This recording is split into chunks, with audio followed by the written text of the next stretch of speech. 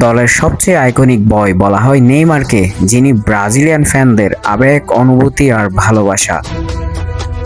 সারা বিশ্ব যার অপেক্ষায় ছিল খেলবে তো নেইমার এবারের বিশ্বকাপ। তবে সব জল্পনা কল্পনাকে অবশেষে সত্যি রূপান্তর করেই নেইমার বিশ্বকাপ স্কোয়াডে নাম লেখালেন। সবাই যেন অবাক, ব্রাজিল ফ্যানরা তাই প্রহর গুনছে, কবে আসছে নেইমার, কবে তার জাদুকরী ড্রিবলিংয়ে মুগ্ধ হবে বিশ্ব। মরক্কোর সাথে প্রথম ম্যাচ নেইমার খেলবে তো, এই প্রশ্নটাই যেন এখন সারা বিশ্বের সবচেয়ে কাঙ্ক্ষিত আর অজানা প্রশ্ন হয়ে দাঁড়িয়েছে।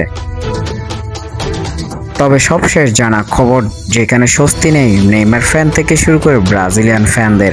মরক্কোর সাথে গুরুত্বপূর্ণ ম্যাচ খেলবেন না নেইমার, এমনটা এখন অনেকটা নিশ্চিত।